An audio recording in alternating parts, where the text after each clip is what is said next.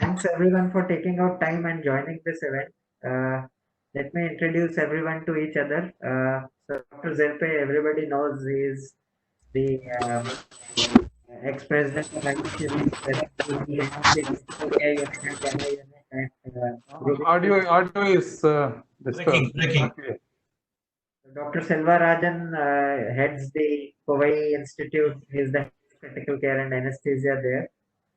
Dr. Atmaram is a very renowned neurologist in our part of the country. He specializes in epilepsy. So he is just the right neurologist for this kind of seminar. And Dr. Vasudha, my colleague, uh, she has a keen interest in neurocritical care, and she has been with us for almost 11 years now.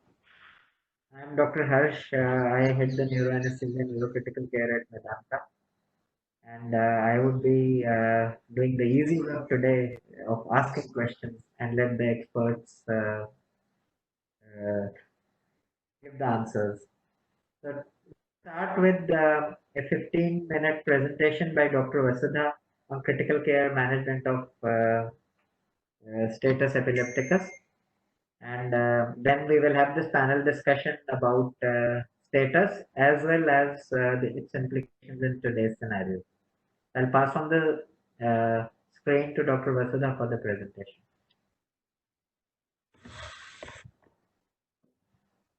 Well, thank you so much, Dr. Sapra. I better remove my mask now. Am I audible? Yes, ma'am. Okay. All right.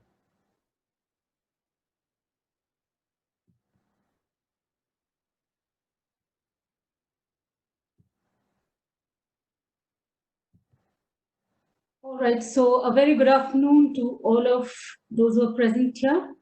And thanks to Dr. Safra for a kind introduction to all of us. And I would also like to thank Nico Gordon for organizing this webinar. Special thanks to Tarun for this. We're going to discuss about the critical care management of status epilepticus patients and a word about its implications in the present COVID pandemic. Before we start discussing about status, let us go through briefly about the basic definitions. The Epilepsy Foundation defines a seizure as a sudden surge of electrical activity in the brain. What happens is there is an electrical discharge of the neurons in the cerebral cortex, and there are paroxysmal manifestations of the same. Generally, what we see is that a seizure usually terminates within 3 to 5 minutes. But when it continues beyond those 5 minutes, it is termed as a status epilepticus. Pathophysiologically, there is an imbalance in excitatory and inhibitory neurotransmitters, and when the intrinsic brain network is unable to terminate a seizure, or when the neuronal environment becomes conducive to a prolonged seizure activity, we term this as a status epilepticus. So in short, a status epilepticus is the maximal expression of epilepsy and occurs because of a failure of mechanisms that terminate seizures. Now, classically, status epilepticus was defined as seizures of around 30 minutes or more. But there is ample data now which suggests that permanent neuronal injury and pharmacoresistance would develop before 30 minutes of continuous seizure activity is passed. So the latest definition for status epilepticus is a continuous clinical or electroencephalographic seizure activity lasting for 5 minutes or more, or recurrent episodes of seizure activity in a 5-minute interval without recovery to baseline neurological status between the seizures. Now, how bad it is a neurological emergency because there's a lot of neuronal injury that is happening and it requires immediate attention, immediate evaluation and treatment. You have to terminate seizures immediately. So the goal is abort the seizure immediately and prevent its recurrence along with critical care management of the patient. So it is recommended that we should have a proper in-house protocol involving a multidisciplinary team.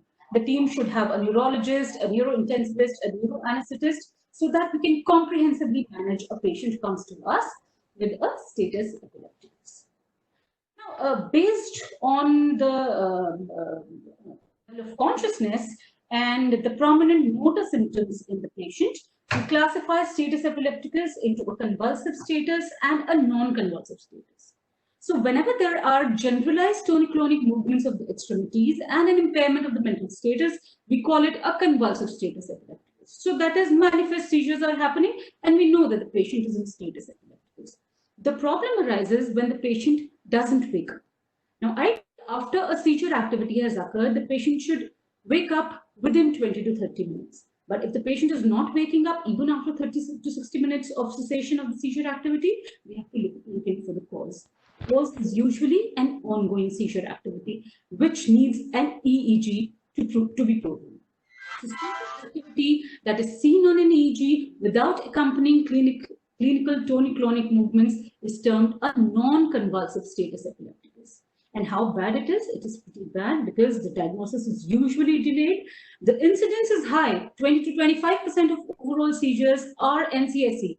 And in comatose patient, if we see the incidence is as high as 8 to 20%, with a high risk of mortality and morbidity. So the key to diagnosing an NCSE is an EEG. So EEG, the use of continuous EEG plays a very, very important role in patients with status epilepticus, and this monitoring should be started as soon as is feasible. This is how the seizure activity looks like with a non-convulsive status epilepticus patient. Now, to abort the seizure and prevent recurrence of further seizures, we administer first and second line antiepileptic drugs. We will be discussing about them further. But if the seizure activity continues despite administration of adequate doses of first and second line antiepileptic drugs, we call that the patient is entered into refractory status epilepticus. Super-refractory status epilepticus is another term. Now, for terminating refractory status, we use IV anesthetic, the general anesthetic drugs like propofol, midazolam infusions. But if the seizure activity continues for 24 hours or more after the induction of anesthetic coma, that is after instituting all these IV anesthetic drugs, the seizure activity is still continuing, including cases where the status epilepticus recurs within 24 hours of weaning or withdrawal of the anesthetic drugs, we call it a super-refractory status epilepticus, a very onerous condition. We need to be really aggressive. We need to shift the patient to a center which has a continuous EEG monitoring and can take care of the intensive care of the patient. So what causes status epilepticus? See, the most common causes, most of the patients will have a history of epilepsy. They have reported with the medication and they come to us in status epilepticus. But many a times, these patients also have isolated causes like CNS infections. Meningoencephalitis is one of the most common causes of patients to develop status epilepticus. There are hypoglycemic seizures, hyponatremic seizures, hypocalcemic seizures. So metabolic factors play an important role. Patients with stroke, cerebral venous sinus thrombosis, TBI, brain tumors, post-cardiac arrest. Post-cardiac arrest patients show myoclonic seizures, septic encephalopathy, acute drug toxicity, low AED levels, and withdrawal from alcohol, benzodiazepines, and barbiturates are some of the other etiologies. Now, a diagnostic workup has to proceed on simultaneous to the treatment that the patient is receiving. So we administer the first line anti-epileptic drug, and along with that, we go on to the diagnostic workup. So finger stick glucose is the most important. We have to exclude hypoglycemic seizures. We have to monitor the vital signs. A HET CT in order to exclude cerebral pathology is appropriate for most cases. Send labs as quickly as possible. The CBC, the basic metabolic panel, calcium, magnesium, AD levels, and continuous EEG in all patients who do not return to baseline. So as we see, EEG comes in very early stages of a diagnostic workup of a patient who presents to us in status. Now, tailored to the clinical scenario, we may get an MRI brain done, LP if there are signs of CNS infection, a comprehensive toxicology panel to rule out toxins that might precipitate seizures like isoniazid, tricyclic antidepressants, theophylline, cocaine, sympathomimetics, organophosphates, etc., etc. Other investigations, we may send LFTs, levels, quags, blood gases, etc. And we would discuss this in the critical care management part. What are management goals of all these patients who come to us? First is abort seizure activity. So first line therapy targeted at aborting the seizure activity. Second is prevent your seizure recurrence. So second line AED therapy is to prevent the seizure from recurring.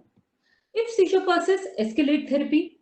Here comes the role of the third line therapy drugs like the general anesthetics, midazolam and propofol infusions. General supportive care has to continue, so we have to support hemodynamics and respiration, take the patient on a ventilatory support if you're giving GA drugs.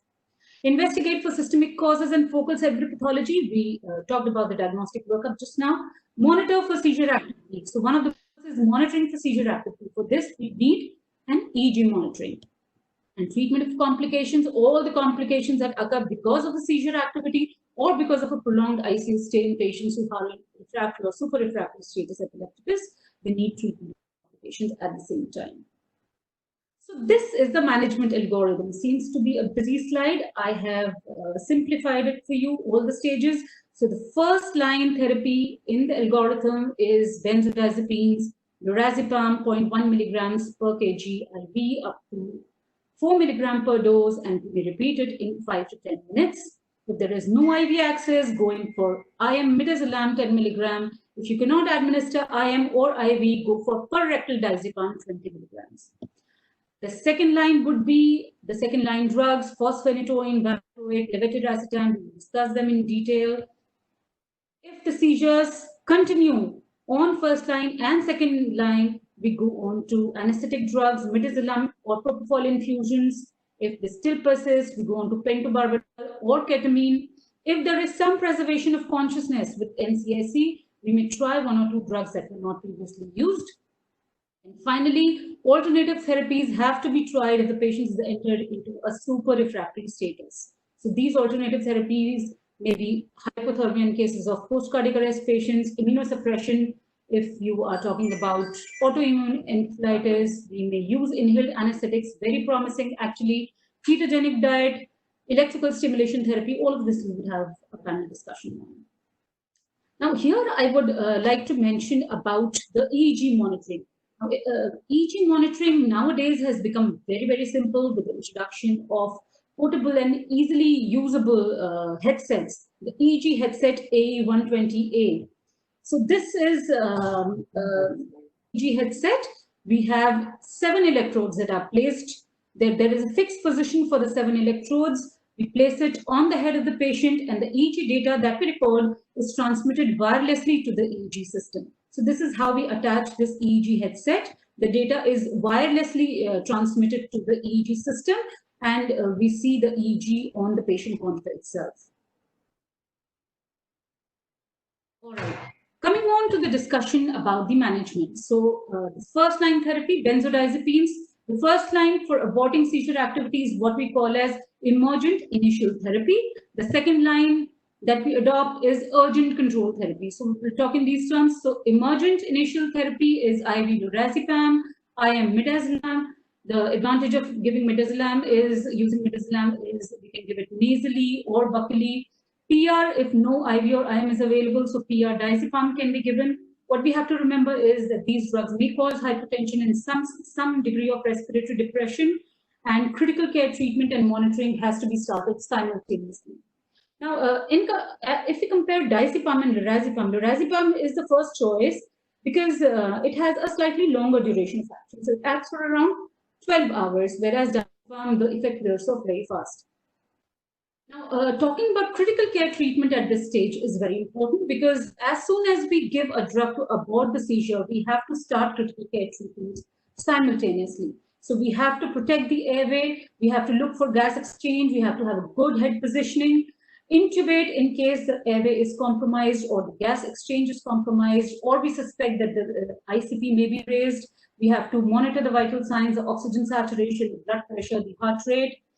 Vasopressor support is needed. The reason is cerebral autoregulation would be severely impaired during the status epilepticus, and cerebral perfusion would be completely dependent upon the systemic blood pressure. So if the systolic blood pressure is less than 90 or MAPs are less than 70, we need to have a vasopressor support. In order to support the CPP, finger stick blood glucose, we already talked about it. To diagnose hypoglycemic seizures, a peripheral IV access has to be established in order to initiate the emergent therapy. We have to have euvolemia, so for fluid resuscitation, IV would be needed, and thiamine has to be given before dextrose in cases of hypoglycemic seizures. Further neurological examination is necessary in order to evaluate mass lesions and acute intracranial processes. we have to have a proper lab test panel. We discussed about this. If the patient is going into a refractory status,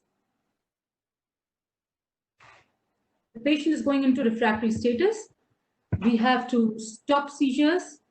There was some issue with the slideshow. All right, so we were discussing about the critical care management part. We see that we've gone ahead with the lab test panel. If the status is going refractory, we have to individualize therapy and see what needs to be done further. We're discussing about this. A urinary catheter needs to be in place in order to evaluate for systemic perfusion, and continuous EEG has to be there to evaluate for NCSC. It's not waking up after all of these seizures have ceased. Now, diagnostic testing would depend upon clinical presentations, CT, LP, MRI, we just discussed. ICP monitoring would be needed in patients where there are signs of raised ICP in order to measure and control the ICP. So that was the first line and the critical care management. Coming on to the second line drugs. Now, second line drugs are called urgent control therapy.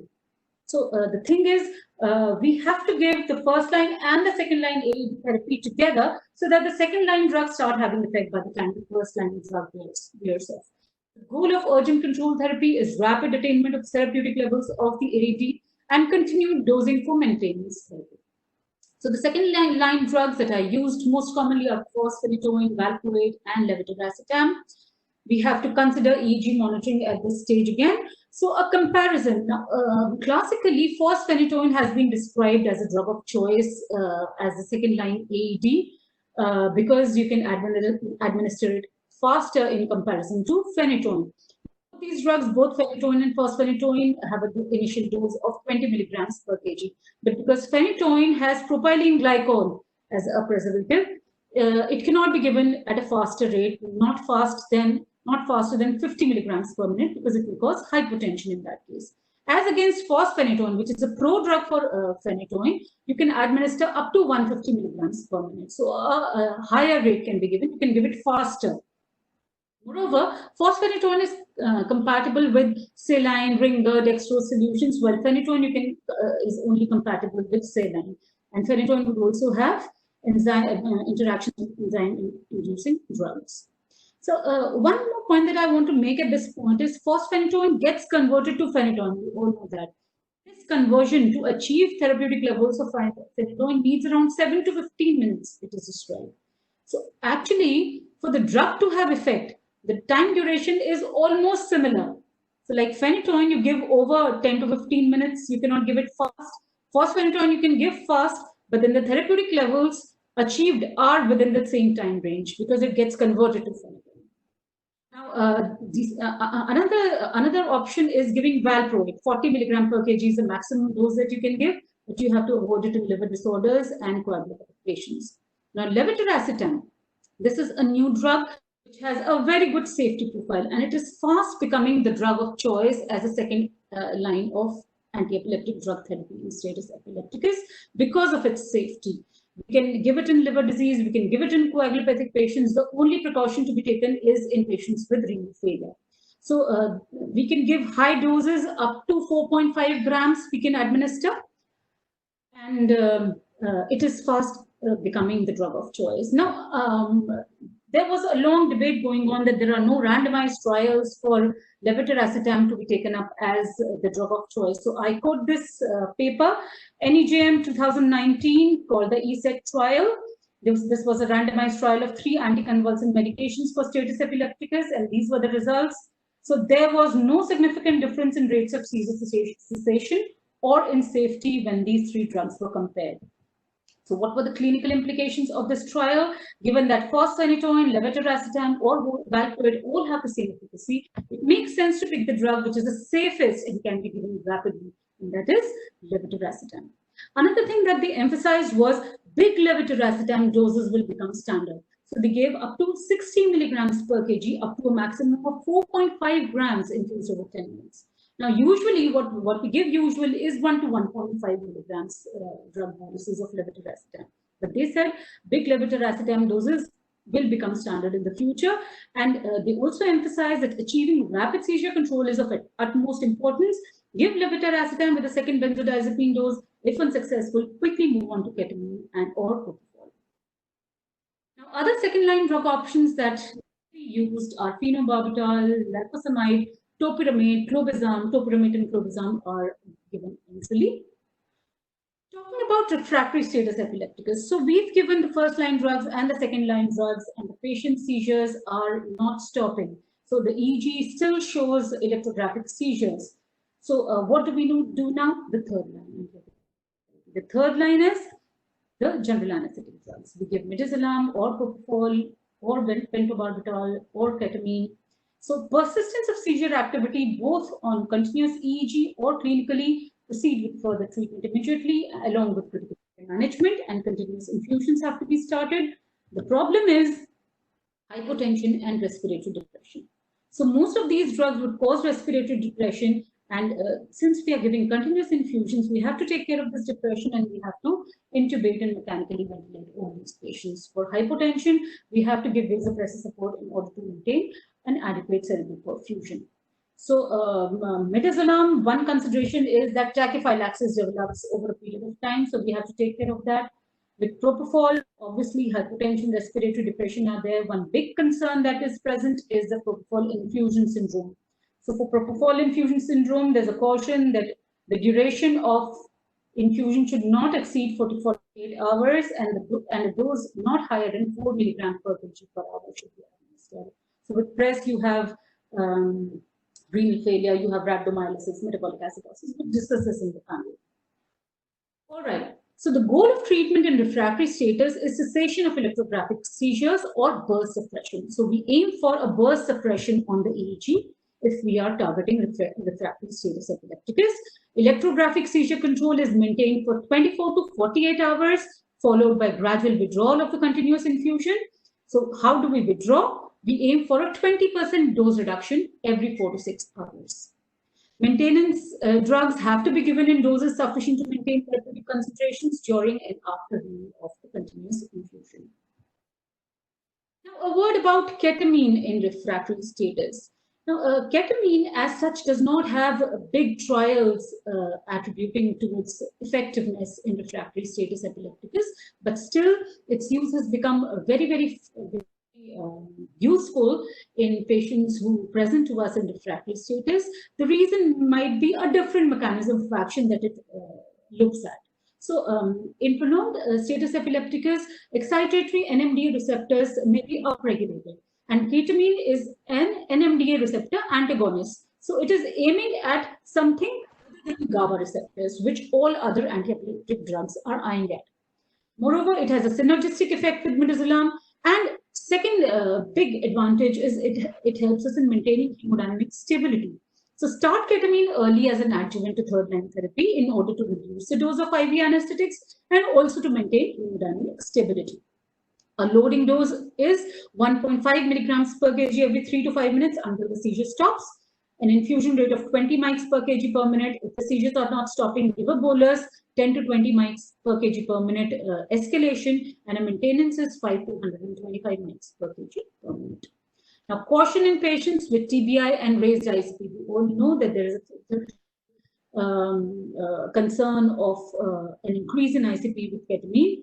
We have to be very careful in patients who have a pre-existing cardiac illness. So beware of its caution of use in patients with hypertension, CHF, tachyarrhythmias, and also in patients with a history of alcohol abuse. So further randomized clinical trials are needed to confirm better efficacy and safety profile of ketamine as third-line therapy in refractory status. I will just quote that there are 2 big randomized trials going on at present with ketamine as a third-line therapy in refractory status, and the results of which are expected to be out by the end of this year. So let us see what ketamine has for us. Talking about super refractory status now, the seizures are continuing or 24 hours or more after the initiation of anesthetic therapy, including those cases that recur on reducing or withdrawal of anesthesia. Very difficult situation for all of us. The aim of treatment remains abort the seizures by use of alternative therapies. You have to keep on increasing your IV drug infusions till feasible. You may adopt alternative therapies that are available in order to abort seizures. We have to look for neuroprotection, and we have to treat or avoid systemic complications, because as the patient stays in the ICU, so does the complication rate. So alternative therapies, patients who have an autoimmune encephalitis, they might improve with methylprednisolone or immunoglobulins. Along with the described medications, we may give a trial of IV magnesium sulfate for seizure control. We give 4 gram IV bolus followed by 2 to 4 gram per hour of infusion. The aim is to keep the serum levels less than 6 milligrams per liter. We have to monitor BP and renal function throughout. Now, pyridoxine may be given as a supplement 100 milligrams per day because it is an important cofactor in synthesis. So these are just some alternative options that we may try. What about inhalational anesthetics? Now, inhalational anesthetics, for all those of us who are working in the OTs would know that are very good agents, because they get rapidly eliminated even after prolonged dosing. Now, bringing the anesthesia machine used in the OT to the ICU to administer inhalation anesthetics has been tried. We do that very often in our ICUs for patients who have uncontrolled seizures. They achieve faster and control of seizure activity, and they get rapidly eliminated once we switch them off. And dose titration has to be done by monitoring the max and the patient's EEG. A new device called Anaconda, known as the anesthetic conserving device, has come into the market.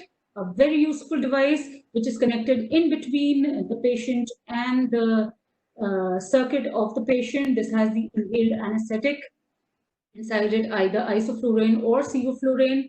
So this is a vaporizer integrated into the respiratory circuit, and this may be used without the hassle of an anesthesia machine being brought up. What are the problems with the use of inhalational anesthetics? Hypotension is there. There may be atelectasis, and as is the problem with most of the general anesthetic drugs, if you're using IV drug infusions or inhalations, there's an increased risk of infections in the patient. There's a risk of paralytic ileus as well. Paralytic ileus is also caused by the use of prolonged use of thiopentone. So paralytic ileus, deep venous thrombosis, all these problems may occur with inhalational anesthetics. This is a list of complications of status epilepticus. So we have respiratory complications, we may have aspiration, hypoxic respiratory failure, we may have cardiovascular complications, we may have renal complications like kidney injury, metabolic complications, we may have cerebral edema, we have respiratory complications like atelectasis and ventilator-associated pneumonia, and infection, of course. That is a very, very big problem with prolonged ICU stay, and we have to take care of all these complications. Now, before I conclude my talk, we would have a small discussion about status epilepticus and COVID-19 disease. Now, there are a few isolated case reports of de novo status epilepticus in patients with COVID-19. This is published in Annals of Clinical and Translational Neurology. This was another report of a focal status epilepticus, a unique clinical feature of COVID-19. Now, the thing is, there is a neuroinvasion with COVID-19, and a number of papers have come out. So the virus is thought to attack the synapse and goes on to the medullary center to affect the cardiorespiratory status. So early evidence on COVID-19 shows neurological complications are more seen with severe cases. Seizures and epilepsy do not appear to be a predisposing factor for COVID-19, and there is no objective evidence from cohort studies that seizures are worsened in COVID-19 patients. So seizures, if they occur during the clinical course of COVID, may be because either due to systemic complications or due to direct CNS SARS-CoV-2 virus infection. We do not really know what it is clearly. Clinical experience indicates that exacerbation of seizures, especially from systemic effects of severe COVID-19 infections, will be a major concern. So all of us should really take care of our patients with epilepsy so that they do not go into status. Thank you for listening, and I would hand over to Dr. Harsh Sapra for a panel discussion. Thank you very much.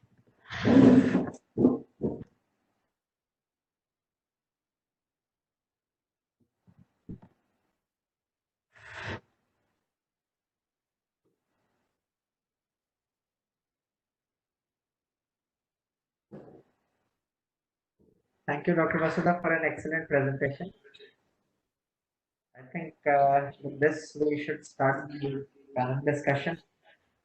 A lot of things which have been raised in the presentation, and I'm sure all of us, including the audience, would have a lot of questions. I would request the backend and the organizations to jot down the questions as well. And what you can do is you can keep messaging me the questions. I can incorporate it in the panel discussion as and when. Is that okay? Yeah. Yeah. Arun? Arun? It's okay, sir. I will send you the question. Yeah, can you keep the track of the questions to the audience because they have a separate link? And you can message me if you need Sure, to sir. incorporate anything. So, sir, I will. So I think Dr. Swagata has not been able to join the panel discussion. Is Dr. Manikandan there? Professor Manikandan joined? Hello, I'm there. Yeah, Lord Shapra, good morning. I'm there. Right, sir. Thanks for joining. Yeah, hi. Yeah. I think Dr. Swagata has been held up because of some exam in our institute. So, getting on to the questions, one interesting thing which has been pointed out, I'd like to start with the neurologist first, the only neurologist at this point of time in the panel, Dr. Atmaram. As regards drugs and status, how many anti-epileptics, what anti-epileptics, first line, second line, Levetiracetam, is it being given its due, or are we still harping on phenytoin? Because all of us keep saying phenytoin and keep saying Levetiracetam. So I think we yeah. will hear from the expert and then have further discussion on it. So first of all, Dr. Vasudha has covered the topic very, very nicely, covering from first line, second line, third line, anesthetic agents, about ketamine. So most are covered in her talk, but there are certain things which are practical. So practical point of view, no doubt that even now the majority of the physicians, surgeons still have confidence in phenytoin versus any other drug. And phenytoin is not a bad, it's a good drug. The only thing is, in terms of safety profile, we do have something like fosphenytoin, which is having far safety profile than phenytoin. So instead of using phenytoin, we can easily switch over to fosphenytoin. That is one step. Second step is in patients who are likely to have some kind of cardiac issues, some kind of drug allergies, or hepatic dysfunction. Levetiracetam may have an edge over phenytoin. So if you see as a whole population, efficacy wise may be almost same whether it is phenytoin, fosphenytoin, levetiracetam, or sodium valproate. But side effect profile wise, systemic illness point of view, drug allergy point of view, yes, levetiracetam has an edge over phenytoin or fosphenytoin. So it is an individual choice. There is no way that we can say this one is better or that one is better. But yes, if preferring phenytoin versus fosphenytoin, we here prefer fosphenytoin. That is about first line treatment. Yeah, Dr. Harsh.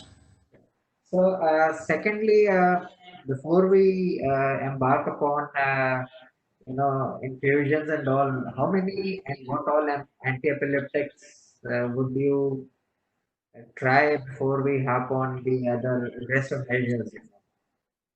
So as discussed, that first line is definitely the drug which don't make the patient sedated and doesn't have breathing issues, so that somehow we can avoid intubation and ventilation.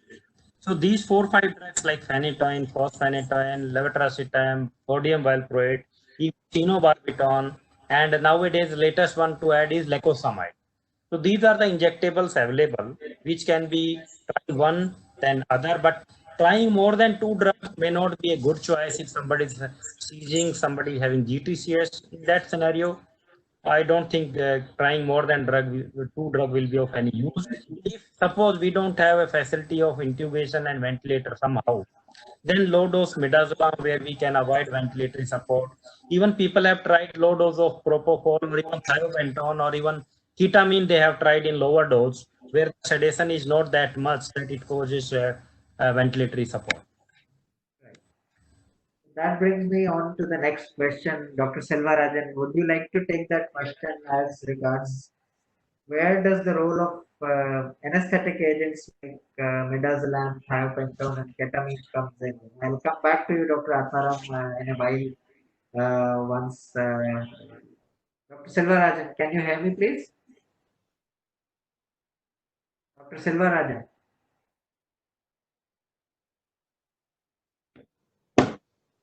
Dr. Selvarajan.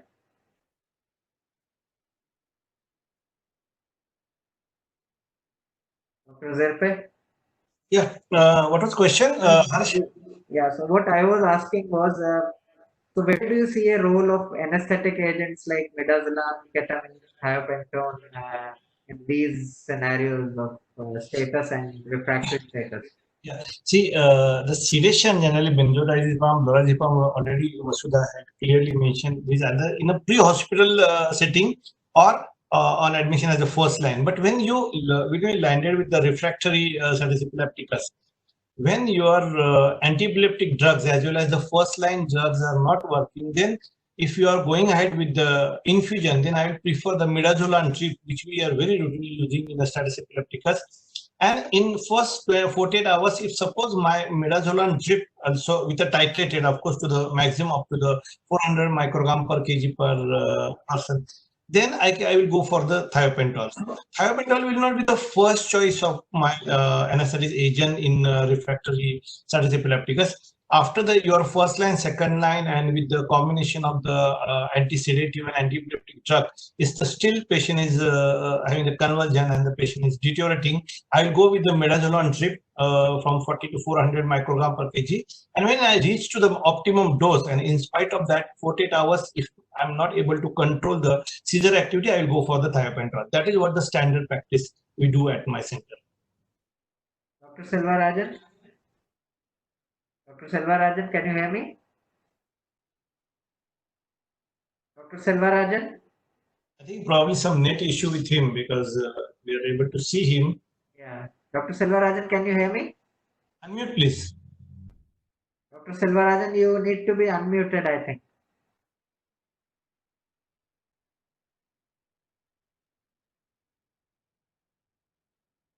Dr. Selvarajan, can you hear me?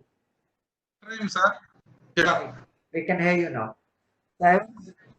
Yeah. So what's Yes, the sir. standard practice in your hospital? Midazolam, propofol, thiopentone, in which order and what first and what later? Middle, Right, sir. then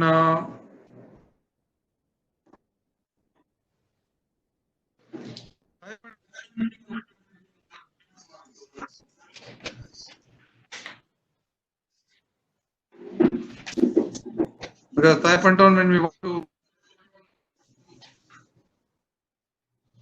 Yes, sir. It will be the last try. At that time, that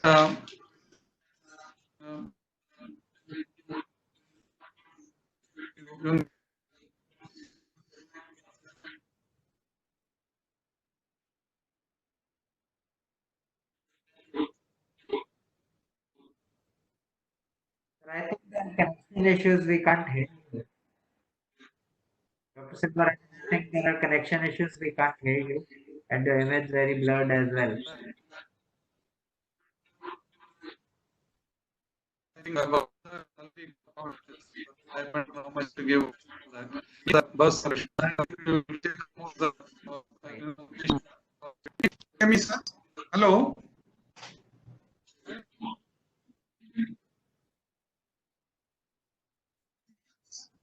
Hello. Yes. Then,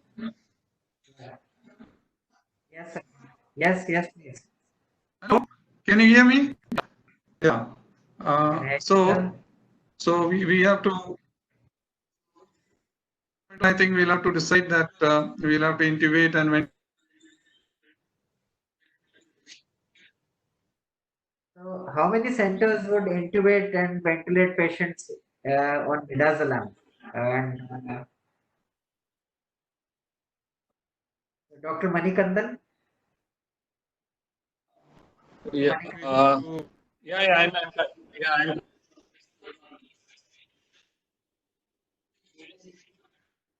when the patient is not controlled by Sort of take the patient which read coma.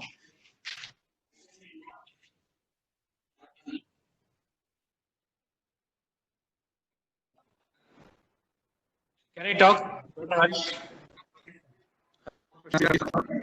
Pardon? Dr. Silvarajan, your voice is not audible. I think your connection is Hear me? not audible to us. We'll let Dr. Manikandan take it till you sort out the connection.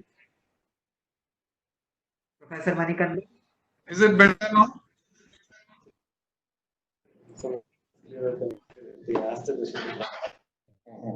Professor Manikandan? Okay.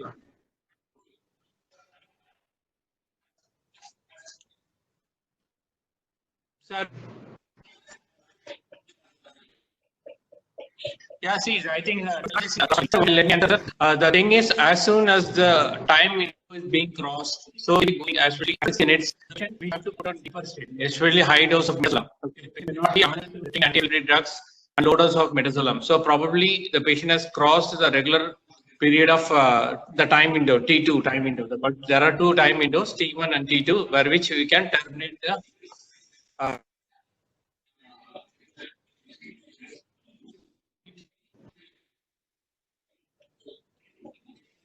damage. So that point of time,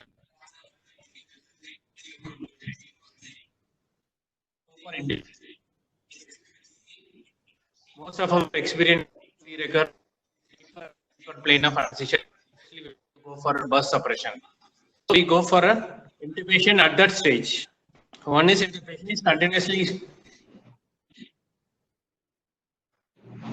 Harsh? Yes, you are audible, sir. There are two issues in that. One, we are going to give the drug therapy. Yeah. Third, patient can maintain the airway because when the patient is actively conversing, Sure. conversion. Sure. Okay. It prevents normal air entry from going up and down. So that is the point. Or sudden no passivity because from contact muscles all pulsing, not only the whole limbs, peripheral limbs. So at the time you have to maintain the airway, so you have to indicate that point. Not only for therapy or burst, you should also keep in mind patient is actively convulsing, you have to maintain the airway. Not only for aspiration as well as to maintain the airway patency. You have to intubate at that particular time. Okay, sir. That brings me to the next question. Of all these drugs, ketamine holds a special place. I think the neurologists are very fond of ketamine as well, you know. And the reason is very obvious because it's a different mechanism of action than other anesthetic drugs. So, Dr. Atmaram, can you explain to us and the larger audience why ketamine is so important and why is it that it is becoming one of the preferred drugs? Does the mechanism of action change? And can you throw some light on ketamine in this scenario, sir? Yeah, so I remember in one of your previous meetings, there was a lot of discussion.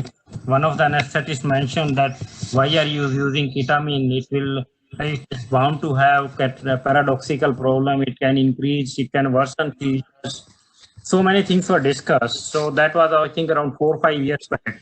So in last 4 or 5 years, so many studies have been taken care by ketamine, especially in super refractory status. See, no doubt that in the initial part of status, it is the benzodiazepine receptors which are working, GABA receptors which are working. But as slowly, then seizure starts becoming refractory and super refractory, those receptors are not available. For our drugs which are acting like benzodiazepines or acting on the GABA channel, they won't work so easily. So it's at that time it is an NMDA receptor which are more important, And among the NMDA receptors, the most one of the good drug is this ketamine. And next in the pipeline, maybe right now it is only in oral tablet like Parampanil, the name of Fycompa. Suppose something tomorrow comes as an injectable of Parampanil, so it's possible that that may also be one of the NMDA acting drug, and this is AMPA receptor drug. So these kind of drugs may be more effective. And even in our experience, some of the patients, not all patients, have responded to ketamine, especially when the BP is on the lower side. So there is an add-on advantage that with ketamine that hypotension is prevented and it actually increases BP. But should be used cautiously in patients when you suspect that there is raised ICP or something like that with a lesion. So otherwise, ketamine is a wonderful drug for super refractory status.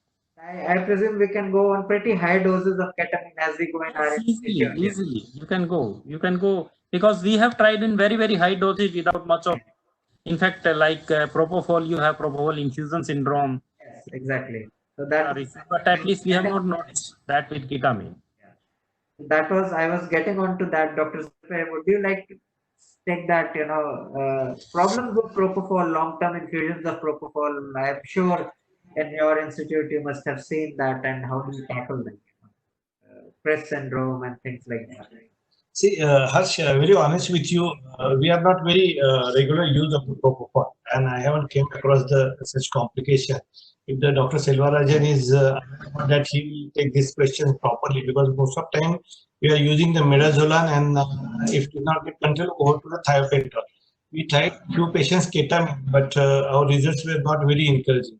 So if you ask me, everybody knows there is if you use more than 24 hours, there will be the syndrome of the green color urine, metabolic acidosis, and you will get some changes. So this syndrome, but personally, I never came across such a thing with the propofol.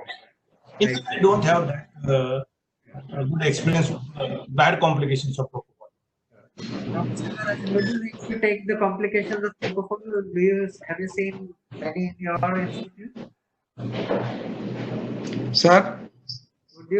Have you seen many complications of propofol infusions in your institute dealing with It's mainly the hypotension, the infection, those sort of things. Not propofol syndrome we have not had. I'd ask Dr. Vasudha. I think we encounter it quite often, I'd let Dr. Vasudha take this question for Press syndrome.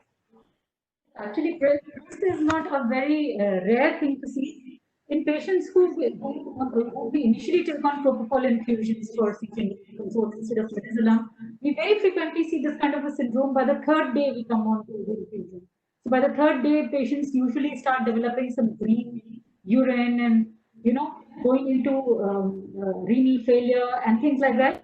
So rhabdomyolysis, metabolic acidosis, cardiac renal failure, liver enzymes are deranged. All these things come into the propofol infusion syndrome. The best is do not continue propofol for longer than 48 hours and not in a dose more than 4 to 20 grams per day. So I think this is something that we should be really careful about, because by controlling refractory status, we go in for very high doses of propofol in order to achieve burst effect. So we have to be really careful regarding the duration of propofol. Right. So that brings me to the next question: that what's the role of the intensivist and the coordination between a neurologist and an intensivist while dealing with these kind of patients? Like we are not experts in neurology, but neither are our neurologists experts in anesthetics.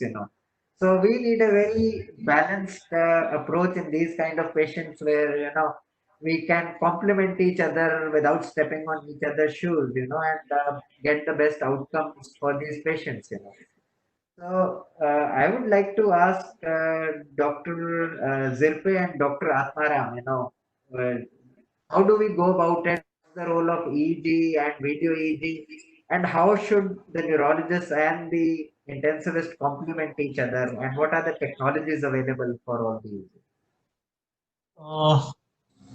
Atmaram, I will start first and then you can join me and correct me. I will always say that while managing the status epilepticus, one should know their limit. Intensivists should know their limit, and they should know that when to call neurologists, when to involve neurologists, how frequently to involve neurologists, and take their guidance. Even if we are managing quite few status epilepticus, but we always say the backbone of the status epilepticus management is a neurologist. What is the job of the intensivists? Intensivists are main there for monitoring. We should not forget that the intensivists are a monitoring expert. So they should manage the airway, breathing, circulation, ventilation, manage the hypotension part, manage the hyperthermia part, correct the metabolic acidosis, correct the electrolyte balance. And once it is done, they should, if in spite of the optimization of the patient, if suppose your seizure activity is in continuity, then of course Dr. Atmaram will talk about the role of the EEG and role of the continuous EEG. But what I would like to tell to everyone, the intensivists also should know how to read continuous EEG. It's not like that it is not job of the intensivist. At least they should know when to call neurologists, which at what point of the EEG reading they should call the neurologist. Second thing, titration of the drugs. Like suppose in there are some visual convergent activity, or there will be non-convergent activity. So in such, definitely the neurologists play a major role, but the communication from the intensivist timing matters, and the early pickup, because we all of us know every second, every minute we are losing neurons. So I always say the intensivists play a major role in managing status epilepticus, but with help of the neurologists and time to time their involvement. So I always will prefer intensivists should know their limit when to keep the things with them and communicate with your neurologist, irrespective of the timing. And I always say that the neurologists are very cooperative and the quiet personalities. Even in the midnight, they will answer you properly. So don't hesitate to communicate with your neurologist. Your take on this, please. Thank you for praising us. So luckily we have a very good harmony in our department. So we are easily reached, whether Dr. Sapra, if I call him in midnight or they call me in midnight. So that's not an issue. But yes, I totally agree with you. It is the neuro interventionist also who should know, critical care people should also know EEG. I have been behind Dr. Sapra for a long period, that let's at least 2-3 people know about the basics so that they can easily manage long-term monitoring. So somehow now he has one person. So hopefully things will improve further. And it's not a tough. Just take some extra pain to learn EEG, that's all. So my residents start reporting, not independently, but at least reporting 80-90% of EEG within 1 month of regularly reading EEGs. So the main purpose of doing an EEG in ICU care, whether it is a status or whether any patient who is in ICU, is just to rule out any kind of non-convulsive status, because convulsions are otherwise also visible in ICU. So when somebody is on refractory status, one thing we need to know is burst suppression pattern. I'm sure these kind of new machines which are kind of being fit on the head should be able to at least guide us about a burst suppression pattern, may be able to even detect some. But to go to these sophisticated machines and read about these, better to have at least some basic knowledge of EEG. Then you will be able to detect the seizures very, very easily. So maybe something like 20-30 hours of teaching of EEG in basics, with some exposure in routine EEGs, some exposure in other EEGs, we should be able to manage non-conservative status, or whether monitoring patient with status or super refractory very, very easily without much of a midnight disturbance. You can optimize your drug, because at times you also, as a neurocritical person, hesitate to call in the midnight. You know, the patient is doubtfully having seizure or whether burst suppression is achieved or not, but you don't call. So when you have some knowledge of this, you can easily, maybe you can give much of benefit to the patient. So thank you, Dr. Atmaram. Dr. Atmaram's running a EEG course. In fact, he's running the online course as well, and a lot of our colleagues are enrolling for it, trying to get the grasp of EEG more and more, And yes, sir. I will add to with the Dr. Atmaram, the role of intensive is to pick up the early deterioration also, because most of these patients are on a continuous sedation or paralytic agent. then your pupillary reactions, your pupillary size, your any new hypotension event, please communicate to the neurologist, get the scan done. Imaging plays a major role so that it will guide you whether you will go ahead with the what will be the prognosis of the patient and how aggressively you should know. So that part is very important on behalf of the intensivist to pick up the early deterioration during the management of status epilepticus. I just forgot that. So I interrupted. Thank you. We have been using this 8-channel headgear from Neon Garden with a wireless technology, and we have been trying to learn more and more from Dr. Atmaram as regards when they need the more fancier stuff like the video EGs and all after we do the basics. So that brings me to the question to Professor Manikandan. Sir, what do you do in your institute? Do you manage these patients? Do the neurologists manage these patients, or it's a combination? And what technologies are available at your institute? Yeah, say what we Atmaram knows well because he's our product. Everybody wants to be the owner of a good product.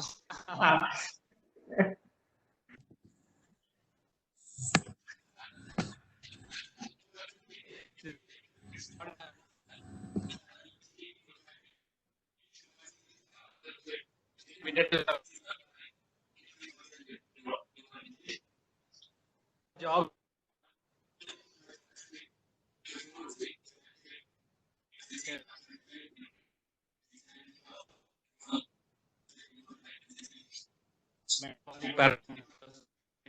And all those we take care of it. So when these patients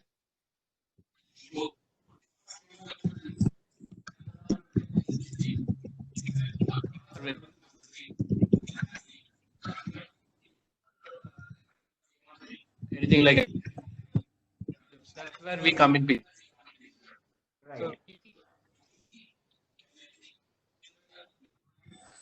Dose of ketamine, propofol, thiopentone to some cases we have given isoflurane also. We have brought the anesthesia from the body. So this is where we interact with the neurologist.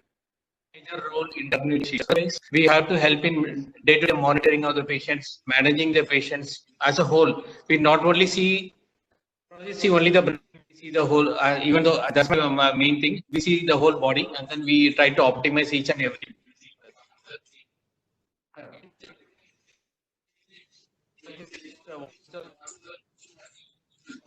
No, right.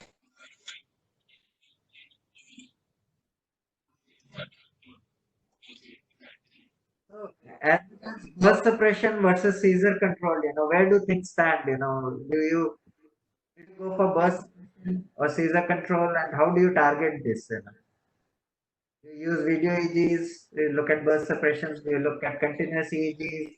Do you go for seizure control, or do you go with the EEG? How do you tackle it in your institute?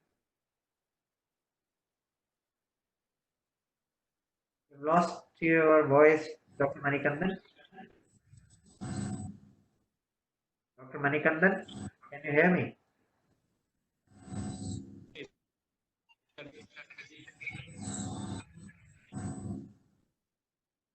Dr. Manikandan?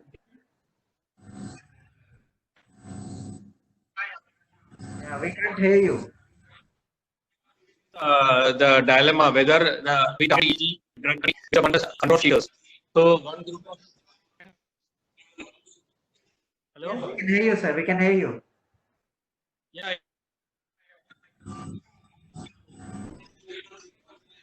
Bus suppression because we have a wide variation in the response of the patient to anesthesia.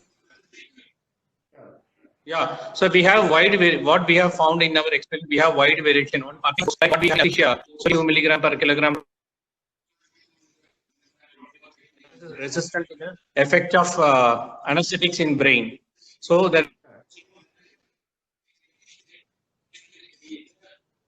those are required.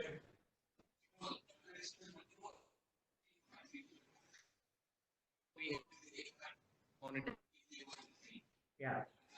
Question. which is fairly good control. We have found there are some drawback of suppression is giving higher than the dose. Suppose of X the dose required to suppress the epilepsy, but we are going 2 times X or 3 times X. So it can affect the cardiovascular system and other system also. So no drawback, but there is some there is always a in the response for each individual to each drug. So always follow the protocol. So one can instability. Dr. Atmaram, you want to comment on it?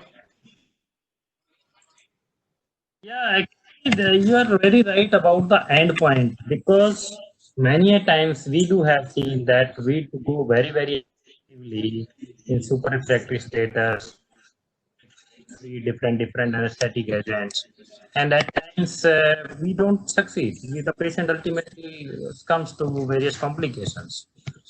And if you see only the seizures and you don't do EEG or video EEG, you may miss many of the non-convulsive status. But the important thing here is this video EEG or continuous EEG monitoring facility is not available so easily. So some kind of portable device which can be kind of not very costly, which can be user friendly, may help in bridging that gap.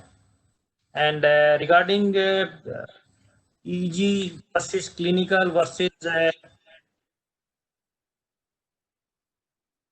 to decide.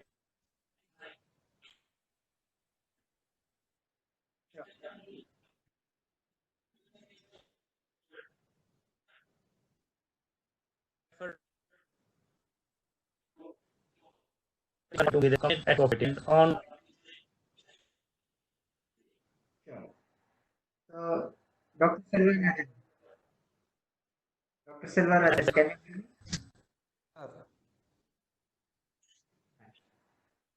Dr. Silvarajan, I just wanted to get another point, inhalational agents, So, what experience, in your experience, how do you think they work or they don't work? How good are they?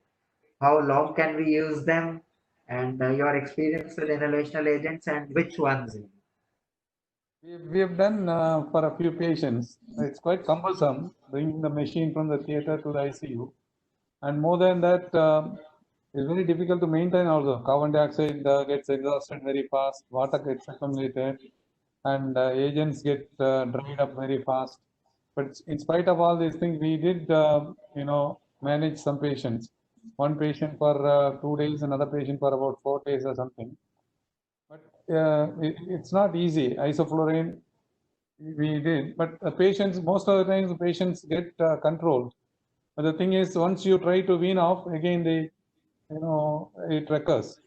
But 1 or 2 patients, we were able to get them out after quite a few days as well. But it's quite a cumbersome one. I don't know whether Anaconda device is available in our country. It is. It is it will be definitely be a boon, because this we are going to try it in patients where everything else has been tried and failed.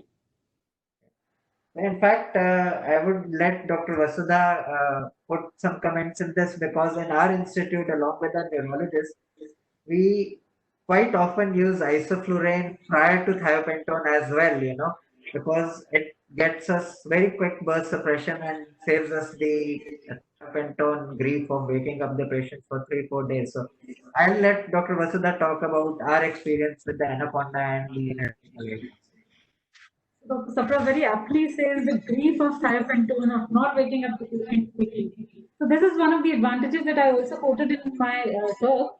For inhalational anesthetics, there is a very rapid elimination possible. So even if you give it for prolonged periods of time, the drug, we are sure it would get eliminated fast, and we would be able to assess the neurological status of the patient pretty early as compared to drugs like thiopentone. Yes, we had the experience of using Anaconda. It has come into India, and we have had the opportunity to use it. It's very, very, very portable and easily usable and easily titrable. Scavenging is a very, very good advantage, a major advantage of using Anaconda as compared to the anesthesia machine that it is brought into the ICU. There is no scavenging output or anything of that sort. So Anaconda as such has been a very helpful thing to administer inhalationals in patients with refractory or super refractory status epilepticus. And we've actually used these inhalationals even before we have, used drugs like thiopentine. So along with midazolam, we started patients on inhalationals, and we've been able to achieve the suppression pretty fast. The cost, and it has to be changed every 24 hours. Anaconda generally lasts, sir, as long as the system to absorb the gases which they provide lasts. So generally 48 hours is something which is doable. Cost, Depends sir? on what rate you run the isoflurane, what's the rate needed for burst suppression. Cost of it? Cost, sir, I will have to check. Okay, sir. Thank you. Yeah.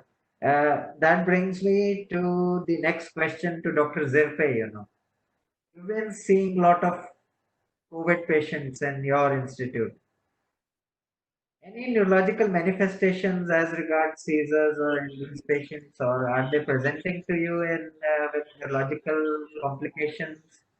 Are you seeing more of them? Are you seeing the same number? Are the patients of COVID going into neurological complications? Today's scenario, what should we all be beware of? What I'm trying to ask you in neurocritical. Yeah, Harsh, this is very frequently question nowadays.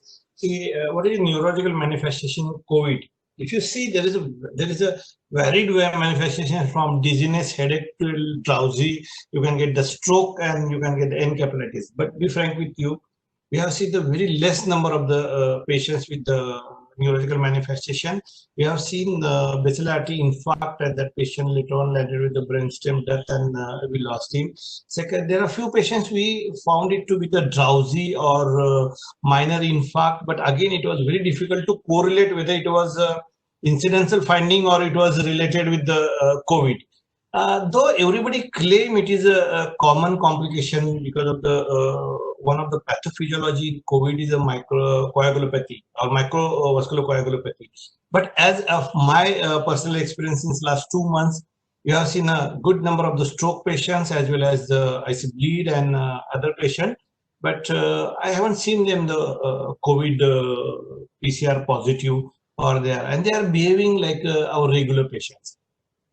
This is what my personal experience regarding the COVID during the pandemic of COVID and neurological manifestation. Our experience has been somewhat similar as well. We haven't seen a more than normal incidence of strokes. Dr. Atmaram, about your OPDs and your wards, have you seen some number of neurological complications increase in the COVID pandemic?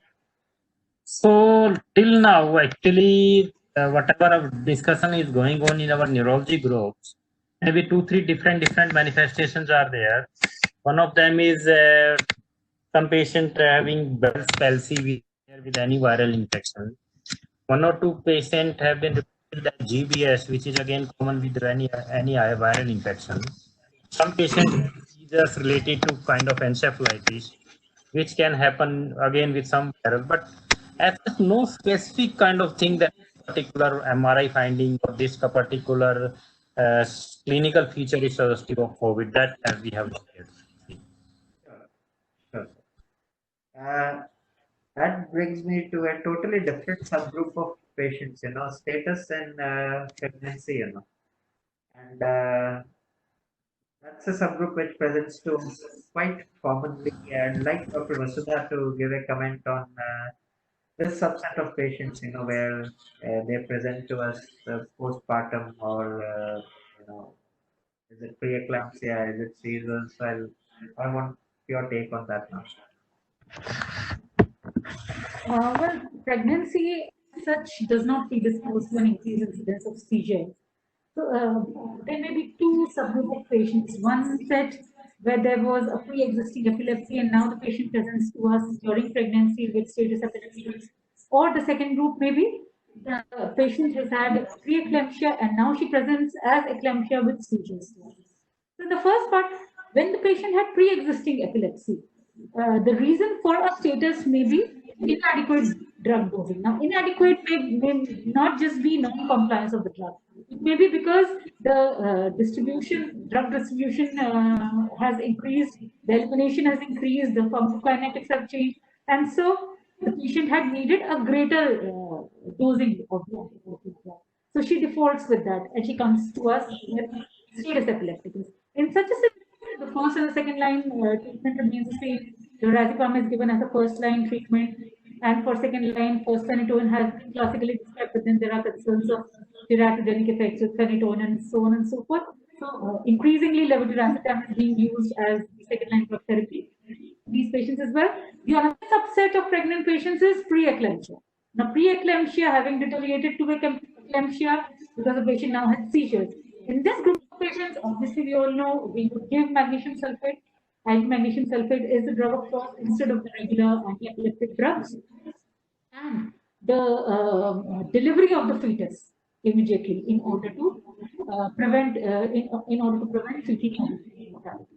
So deliver the fetus. If you're not delivering, you need to have a monitoring of the fetal heart rate with an obstetric backup and a pediatric backup in place. But the definitive thing is give IV magnesium and deliver the fetus. Thank you, ma'am. Professor Manikandan, can you hear me? I can hear. Yeah. Sir, what kind of investigations and what sort of complications do you see in your practice when dealing with these patients? And what sort of investigations and things do you send off for this subset of patients? Yeah, actually, all these patients undergo battery of immunological and non-immunological tests like biochemistry, protein biochemistry. So we have a urea, ammonia, kind of LFT, RFT, all those continuous is there. So what is more specific is a battery of autoimmune test. So one of the because etiology is one of the very important factor which affects the outcome of the patient. Even though our drug therapy is only for managing this episode of status epilepticus, there is always chance that how the brain is going to react. Further, we have battery of tests of autoimmune diseases.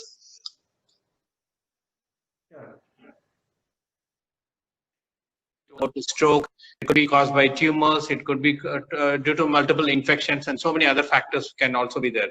So a battery of tests which covers all these for the etiology, identification of etiology and management is very essential.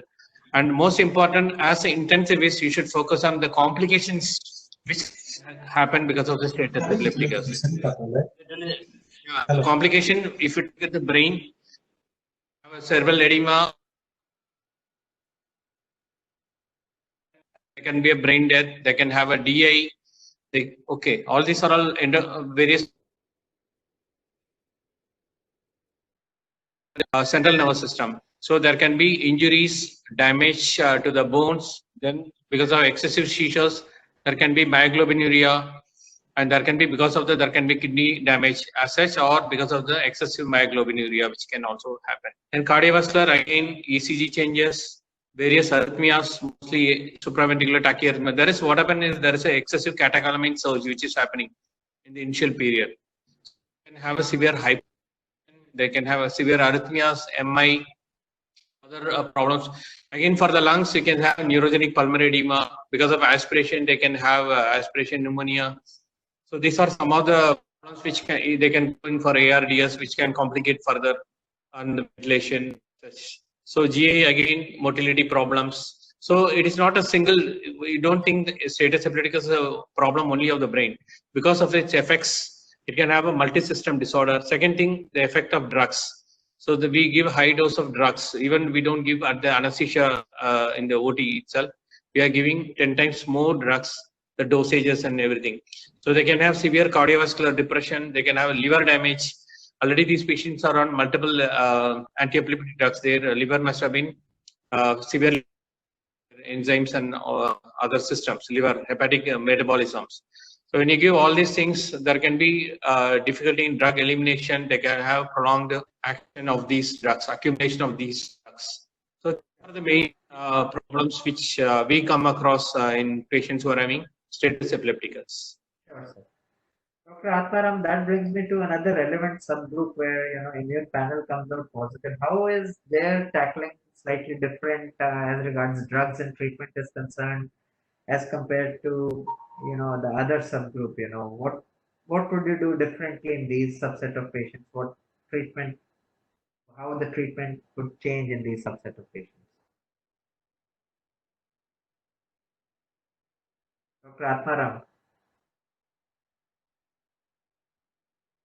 Dr. Atmaram, can you hear me? Is your question? Dr. Atmaram, I was just asking as regards the autoimmune panel in these patients, how is this subgroup different in terms of treatment and care than the other patients? What would we do differently in terms of treatment for this subgroup?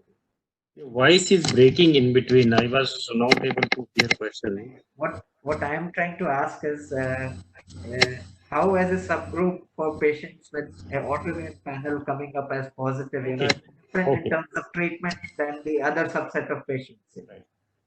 See, the thing is, this subset of patients who are likely to have autoimmune pathology, there are 2-3 issues. One is that autoimmune report takes time. It may take 2-3 days to even 1 week.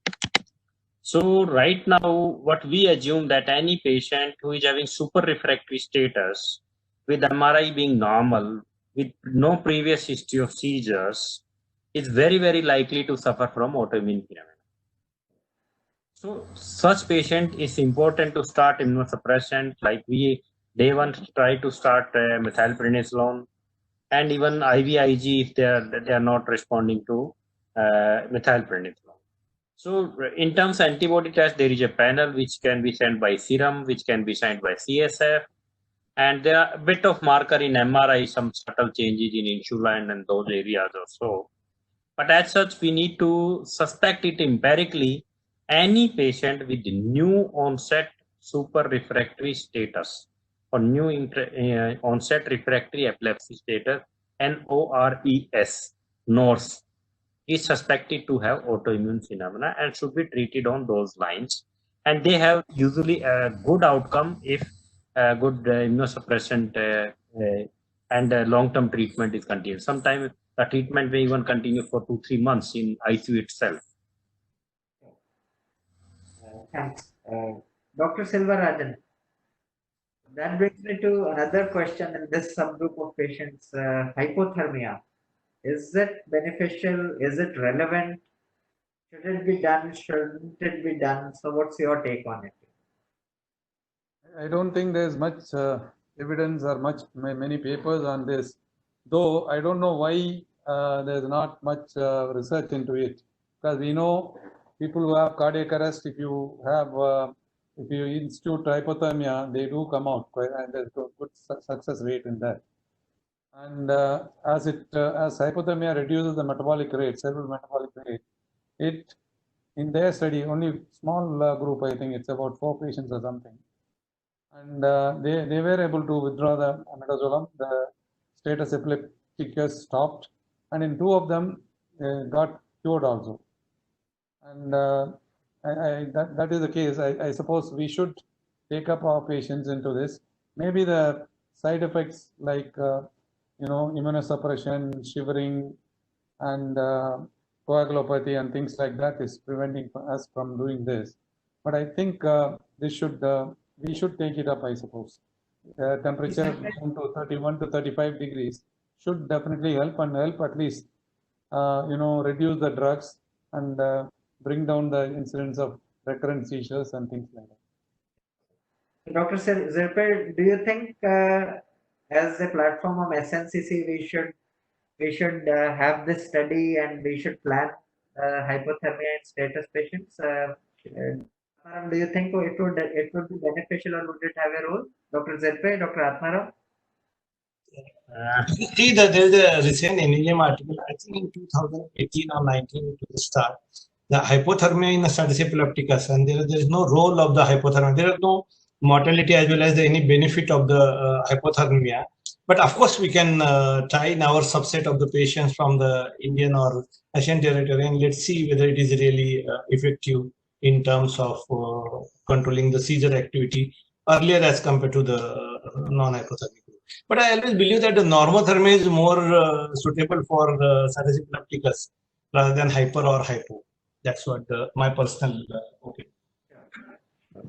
See, the thing is, hypothermia is something like a kind of a last kind of resort in patient responding to any other medication, like magnesium sulfate, ketogenic diet, hypothermia. All these are more of in very, very selected cases.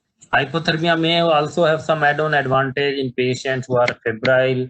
Maybe that may help because fever definitely triggers seizures and damage in the brain. So that's we can offer in some patient where nothing is working.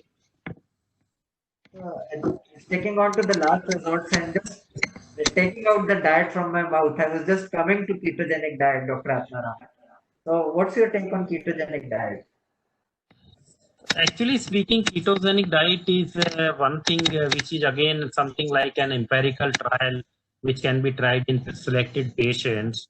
It is given for a routine kind of pediatric epilepsies where if the kid is not responding to anti-epileptic drugs, then we give ketogenic diet. But that is a very, very strict diet. In that there is zero carb, practically zero carb, only protein and fat. And we need to achieve ketones in the urine, 2+ ketones in the urine. So then only we will say that this is clear ketogenic diet, which at times is difficult in ICU setup because many of these IV preparations may contain glucose or may contain some kind of sugar and we may not be able to easily achieve 2+ ketones in urine. Sure. If possible, then it's worth trying. That brings me to probably one of the last questions today as regards, and I'll address it to Dr. Zirpe and Dr. Selvaraj.